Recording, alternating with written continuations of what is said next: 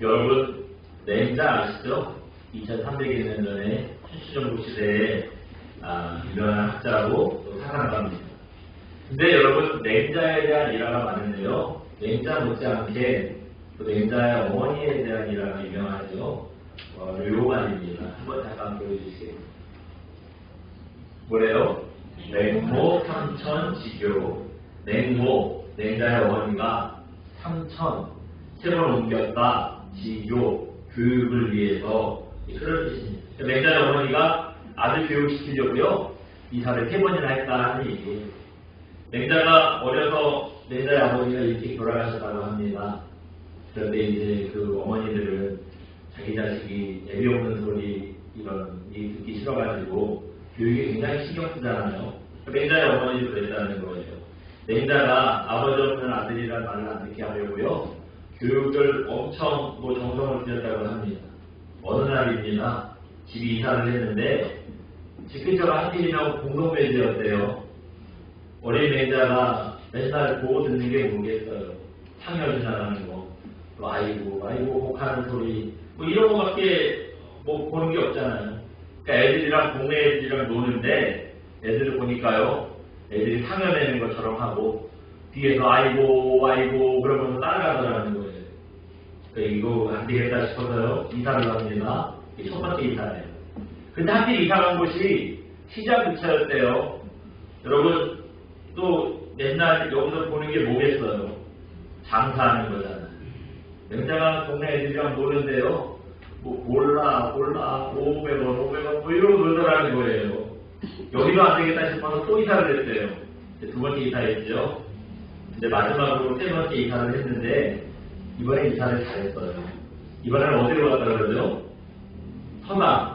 서당 옆으로 이사를 했대요. 그러니 이번에 뭐 하고 그러겠어요? 공자왈, 맹자왈, 맨날 배 있는 흉내를 내면서 친구들이랑 놀더라는 거예요.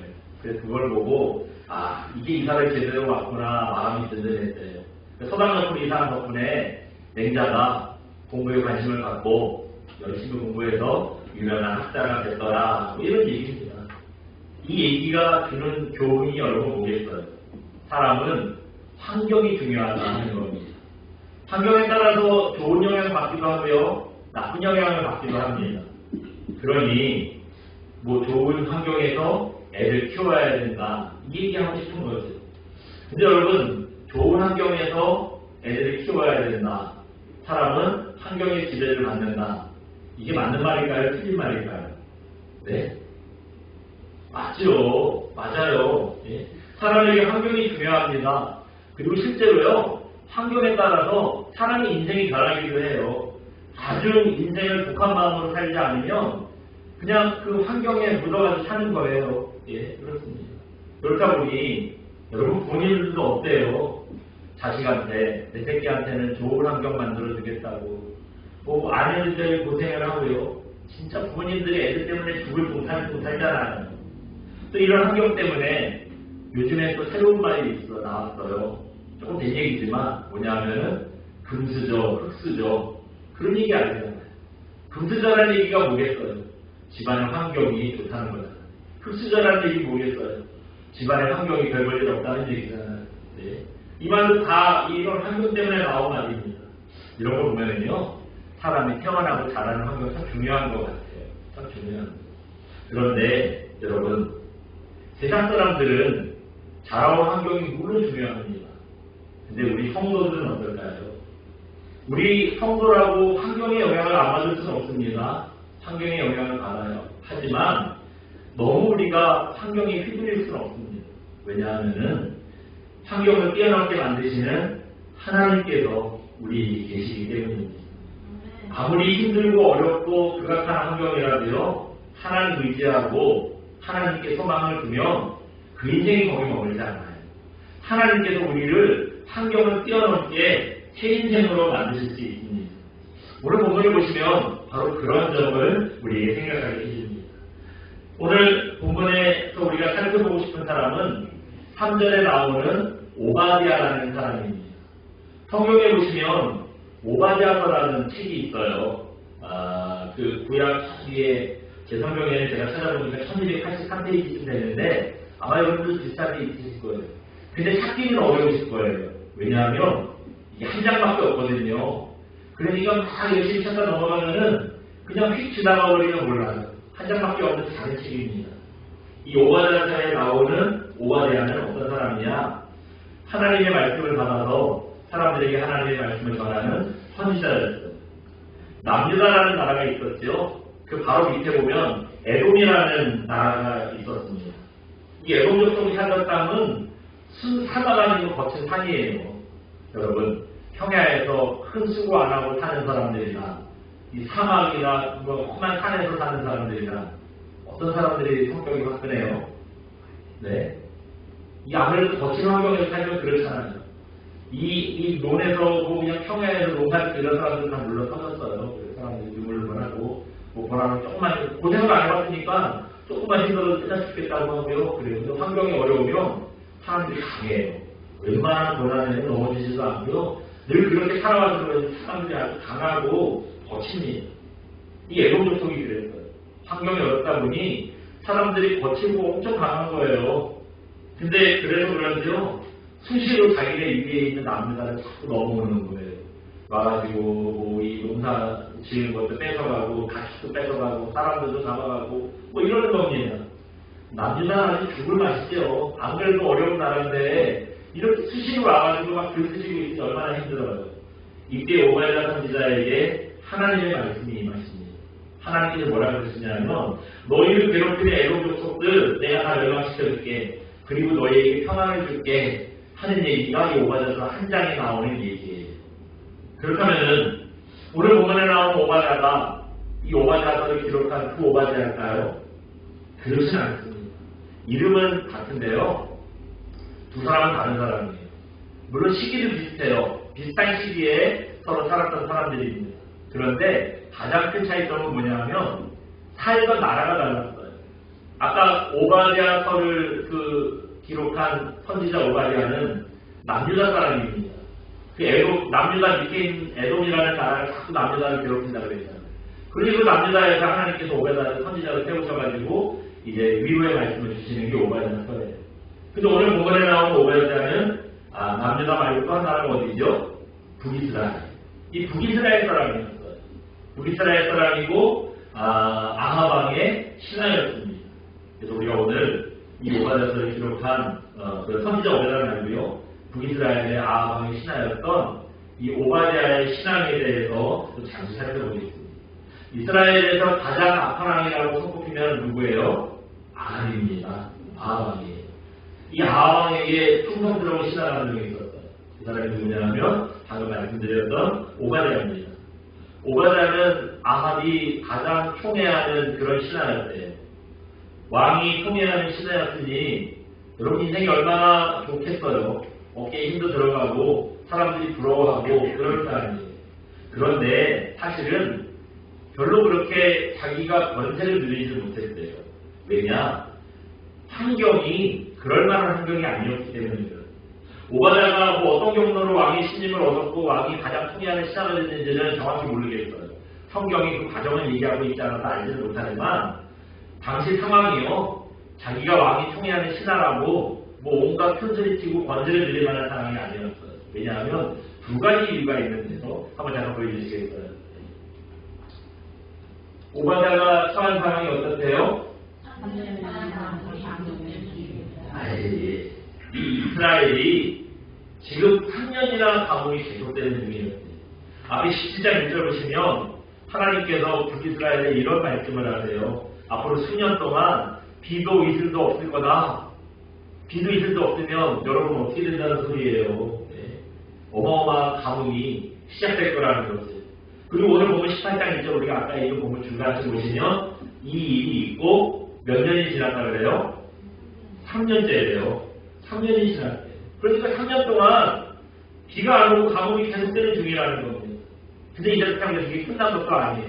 언제 끝날지도 모르고 계속 3년 동안 비가 없는 때라는 거예요. 여러분 중동지방이 어떤 지방입니까? 안 그래도 비가 안 와서 황량하고 사막이 되고 이런 곳이 중동이잖아요. 근데 그런 곳에 3년 동안이나 비도 없고 정말 하나님 표현대로 이슬도 없을 정도니 얼마나 살기가 힘들겠어요. 백성들은요 아주 중내산에 한 거예요. 예. 근데 이게 조금이라도 양심이 있다면 왕이 신하라고 해서 이런 상황에서 권세를 부릴 수 있겠어요? 왕이 신하면은 백성들을 위해서 어떻게든지 살 방법을 찾아야 되잖아요. 또 이러니 자기가 왕의 권세를 편안하게 누릴 수 있겠습니다. 또 두 번째로는 이런 이유가 있어요. 같이 읽어봅니다. 악한 아하 왕을 섬겨야 했습니다. 예. 오바댜도 혹시 아합처럼 인간성도 나쁘고 우상숭배에 빠졌으면은 아합이랑 꿍짝이 맞아가지고요. 그래 하나님 뭐 어딨냐 우리끼리 하자 뭐 이렇게 해가지고 그 권세를 즐길 수 있었을 거예요. 근데 오바댜는 그런 사람이 아니잖아요. 오바댜가 어떤 사람이었는지요. 우리 3절 말씀 한번 읽어볼까요? 오늘 보면 3절입니다. 시작. 아합이 이 오바댜는 여호와를 지극히 경외하는 자. 아합이 왕궁 맡은 자를 불렀는데 그 사람이 오바댜죠. 그러니까 아합이 오바댜에게 어떤 그 직무를 맡겼는지만 봐도 여러분 오바댜의 권세가 얼마나 사람인지 알잖아요. 왕의 모든 일을 맡겼대요. 왕궁의 모든 살림을 다 맡겼다는 거예요. 그러니까 내가 제일 믿고 통일할 수 있는 사람이라는 뜻이에요. 근데 그 사람이 어떤 사람이래요? 여호와를 지극히 경외하는 거예요. 여호와를 경외하는 그냥 경외하는 정도가 아니라 지극히 경외하는 정도예요. 경외하는 사람이래요. 여러분 참 신앙인이라면은 아합이 왕이라고 안 그래도 어려운 이때 백성들 괴롭히고 우상숭배에 빠졌는데 이런 왕을 도와주는 일이 좋았을까요? 요즘 직장인들은요 사수 하나씩 품고 다니면서 늘 ቁ꾸대잖아요. 승질나면 그냥 확 집어던지고 회사 시원하게 때려치는 거 늘 이걸 꾹꾹 산대잖아요. 오바댜도 그랬을 것 같아요. 아합이 우상숭배하고 백성들 괴롭힐 때마다 진짜 더러워서 못해먹겠다. 나 관둘랜다. 하루에 수십 번씩 그런 갈등이 있었을 것 같아요. 이렇게 우상숭배하는 마음을 곁에서 모실 때 자기 신앙 양심이 얼마나 틀렸겠어요. 그러니까 하나님을 경외하는 자기 신앙 때문에 그 왕을 도와야 되는 자신이 얼마나 괴로웠겠어요. 이 일을 할 때마다 아마 자괴감도 들고 내가 이걸 해야 되나 말아야 되나 하나님 앞에 정말 부끄럽기도 하고 참 갈등이 많았을 거예요. 그런 상황이니 왕이 총애하는 신하라고 자기가 많은 권세를 가졌다고 마음 편하게 권세를 누릴 수 있었겠습니다. 지금 뭐가 되냐면요. 영적으로나 상황적으로나 쉬운 게 하나도 없어요. 진짜 힘든 상황입니다. 근데 이런 환경이 있으면 대부분 사람들이 어떡하죠? 내가 모르겠다. 인생 뭐 있냐. 사랑이나 그렇게 하면서요. 그냥 똑같이 물러갈 거예요. 처음에는 뭐 지존을 가지고 신앙을 지키기도 했을 텐데 나중 되면 뭐 그냥 익숙해지잖아요. 그러면 뭐 사는 거 다 똑같이 뭐 별다르게 사는 게 있어 이러면서 똑같이 그렇게 묻어갔을 거예요. 근데 오바댜는요. 아무리 상황이 좋지 않더라도요. 그 상황을 휘둘리지 않습니다. 끝까지 믿음을 지켰어요. 오늘 보면 4절 한번 읽어볼까요? 같이 봅니다. 시작. 이세벨이 여호와의 선지자들을 멸할 때에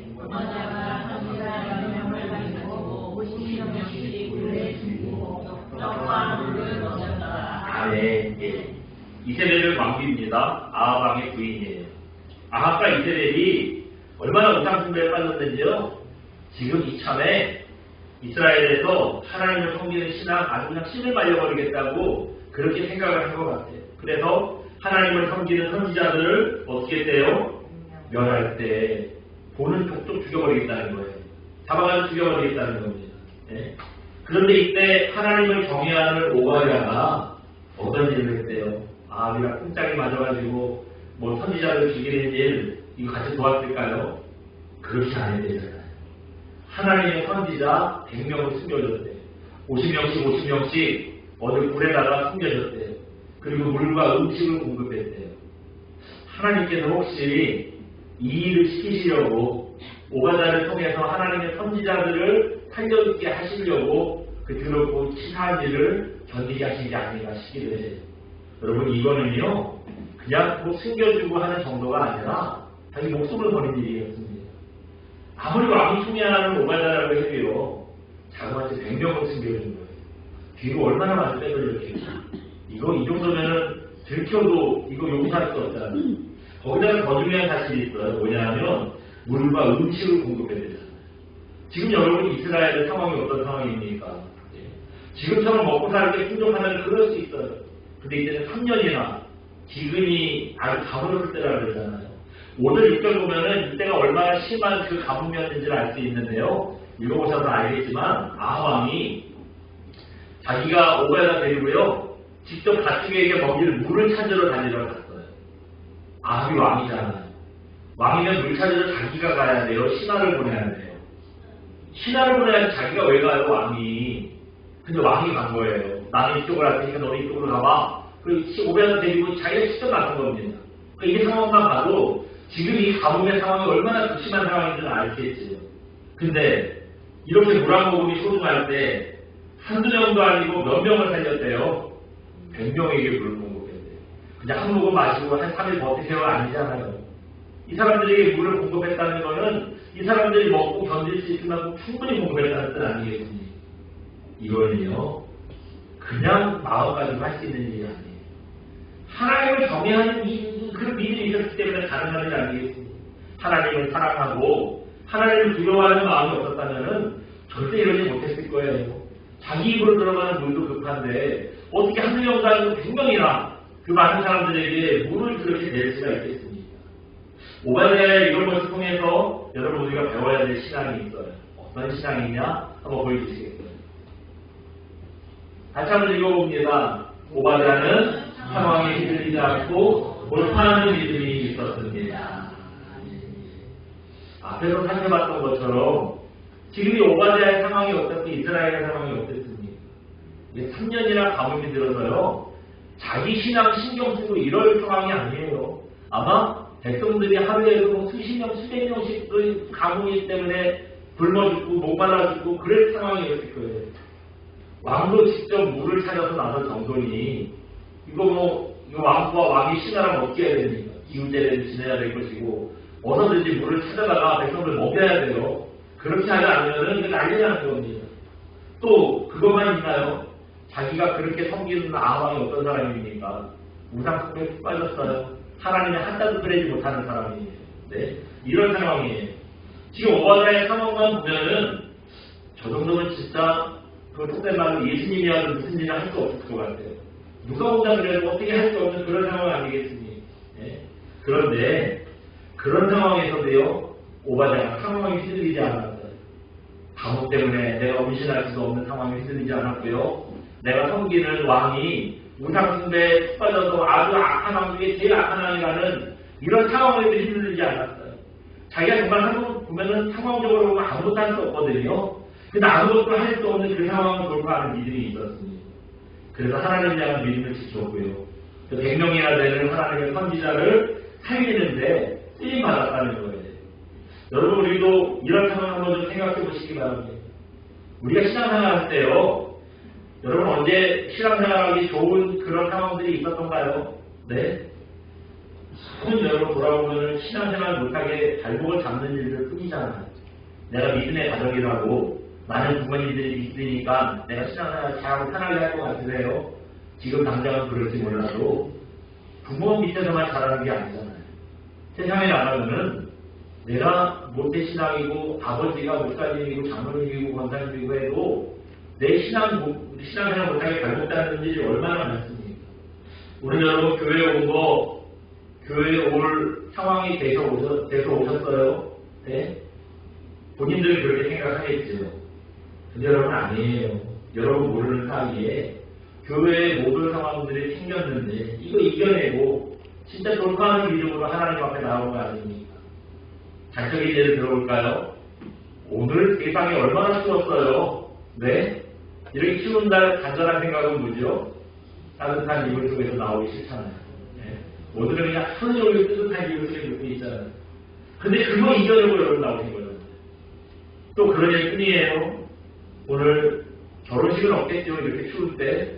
그래도 여러분 약속을 잡으려면 약속이 얼마나 많아요. 근데 내가 주일날에 죽어도 약속 안 잡는다. 이런 여태까지 그런 그 결단이 있었기 때문에 여러분 약속이 잡힐 일이 없어진 거지. 그거 이겨내고 다른 오신 거 아닙니까? 또 혼자만 믿는 분들은 주일날 참 아침에 남편 눈치가 보이거든요. 교회 나오려면은. 근데 여러분 그런 거 이거 이겨내고 오신 거잖아요. 아무튼 뭐 주일날은 비가 오나 눈이 오나 하늘이 두쪽이 나고 교회는 가야 된다고 이걸 돌파하는 믿음이 있었기 때문에 우리가 하나님 앞에 나온 거 아니겠습니까? 예. 한번 잠깐 보여주시겠어요? 여기 보기에는 그냥 체육관 같은데요. 체육관이 아니고 교회래요. 외국에는 저렇게 생긴 교회들이 있다고 하더라고요. 우리랑은 교회 모습이 다르죠. 우리는 누가 봐도 교회처럼 생긴 데가 교회인데 저 캐나다는 저런 데가 있어요. 캐나다 토론토에 있는 무슨 교회래요? 피플스 처치라는 교회입니다. 자그마치 1928년에 세워진 교회예요. 그러니까 한 100여 년이 다 되는 교회입니다. 이 교회가 역사가 오래돼서 유명한 교회가 아니에요. 이 교회가 유명한 점은 뭐냐면 선교사를 많이 배출한 걸로 유명한 교회입니다. 여태까지요 10,000명 이상 선교사를 훈련시켜서 파송을 했대요. 10,000명 성도도 모으기 힘든데 10,000명의 선교사를 훈련시켜가지고 내보냈다는 거예요. 이 교회는 오스왈드 스미스 목사님이라고 개척한 교회입니다. 원래 오스왈드 스미스 목사님은 교회 개척이 사명이 아니라 선교사가 사명이었대요. 그래서 이분이 신학교 졸업하고 아프리카로 선교를 하러 갔는데 간지 얼마 안 돼서요. 여러 가지 질병 때문에 건강이 너무 안 좋아졌다는 거예요. 그래서 결국에는 죽을 고비를 몇 번 넘기다가 선교를 포기하고 다시 고향으로 돌아오게 됐다는 겁니다. 선교사가 사역을 나갔는데 여러분 그 병 때문에 사역을 못하고 중간에 돌아가면 얼마나 낙심이 되겠어요. 그래서 낙심이 돼가지고 하나님께 기도했대요. 하나님 저를 선교사로 부르지 않으셨습니까? 근데 건강 때문에 내가 선교를 포기했습니다. 제가 선교사가 되는 거 하나님 원치 않으십니까? 왜 제 건강을 지켜주시지 않으셨습니까? 아무튼 너무 억울하고 낙심이 돼서 원망 같은 기도를 했대요. 근데 하나님께서 기도하는 중에 이 목사님 마음에요 이런 생각을 주시더래요. 너는 선교사 아니야. 선교사 되지 말고 선교사를 파송하는 교회를 세워라. 이런 마음을 주시더라는 거예요. 다시 물었대요. 자기가 선교사 훈련만 받아가지고 설교에 자신이 없다고, 자기는 그렇게 설교를 막 많이 하고 잘할 수 없다고, 자신이 없다고 그렇게 하나님께 고백을 했다는 거예요. 그랬더니 또 하나님께서 이런 감동을 주시더래요. 그러면 설교 잘하는 설교 목사를 부르면 되지, 이런 마음을 주시더래요. 그래서 이분이 전번지에 이렇게 적었대요. 여러분, 저는 선교사였기 때문에 설교를 잘 못합니다. 대신 매주 훌륭한 목사님을 모십니다. 와서 은혜로운 설교를 들어보세요. 이런 전도지를 만들어가지고 전도를 했다는 거예요. 이 피플스 교회가요, 지금은 캐나다에서 손꼽히는 큰 교회가 됐더라고요. 네. 또 요사르 목사님이 선교 열정이 있잖아요. 그래서요, 자기가 그 열정이 그냥 교회에 그대로 녹아 있는 거예요. 그러니까 계속 자기가 목사가 시간에 설교를 안 하면 목사가 싶은데, 교인들도 그분을 과연 담임 목사가 인정할까 싶은데요. 이 교회는 그랬대요. 그래서 목사님 어쨌든 선교에 미친 사람이다 해가지고요. 교회도 다 이 목사님의 그 선교 사역을 다 도왔다는 거예요. 그래서 후원해가지고 선교사 세워가지고 훈련시키고 파송하고 또 물질로 후원하고 이런 일을 계속 했다는 거예요. 그래서 교회가 선교사를 가장 많이 파송하는 교회가 됐고요. 오스왈드 목사님이 또 이제 교회가 커지니까 설교 못한다고 했지만 여기저기서 또 설교 시청을 받나 봐요. 다른 데마다 나는 설교를 못해서 교회를 붕괴시켰고 그냥 선교만 열심히 하는 사람입니다. 이러고 다녔다는 거예요. 여러분, 안 되는 상황만 생각했다면 이런 교회를 이룰 수 있었을까요? 정말 아무것도 할 수 없었을 거잖아요. 근데 이런 안 되는 상황들을 다 이겨내고 그냥 주님이 시키시는 것만 하겠다라는 주의 뜻을 이루겠다는 생각만 했더니 오늘날 피플스 교회가 되고 또 수많은 선교사를 배출하는 그런 하나님의 교회가 되지 않았습니다. 우리는요, 환경에 너무 쉽게 영향받고 환경에 너무 쉽게 휘둘리는 것 같아요. 옆에서 보면 버틸만 하거든요. 아직은 넘어지면 안 되는 상황인데 너무 쉽게 포기하고 너무 쉽게 넘어지는 것 같아요. 네. 여러분, 이거 이겨내셔야 됩니다. 좀 이겨내면 이겨낼 수 있어요. 좀 교회 오기 싫을 때 그냥 아니지라고 생각하시면 이겨낼 수 있어요. 순간 마음 먹으면 되거든요. 내가 하나님께서 순종하라고 하신 일 그냥 해야지라고 생각만 하시면 되거든요. 안 된다라고 생각하니까 안 되는 거예요. 잠깐만 마음을 먹고 달라지는 건데 그냥 환경에 우리가 너무 쉽게 휘둘리지 않습니까? 여러분 이거 꼭 이겨내시기 바랍니다. 그래야 우리가 환경에 휘둘리지 않고요. 믿음으로 살아갈 수 있는 거예요. 그렇기 때문에 오바댜처럼 여러분 환경이 휘둘리지 않는 저와 여러분 되시기 바랍니다. 그래서 오히려 이 오바댜처럼 하나님을 경외하는 믿음으로 우리 안 되는 상황 돌파하시고 주님의 뜻을 이루는 그런 귀한 분들 되시기를 주님의 이름으로 축원드립니다. 우리 시간 함께 찬양하고 기도하겠습니다. 모든 상황 속에서 함께 찬양하고 기도하겠습니다.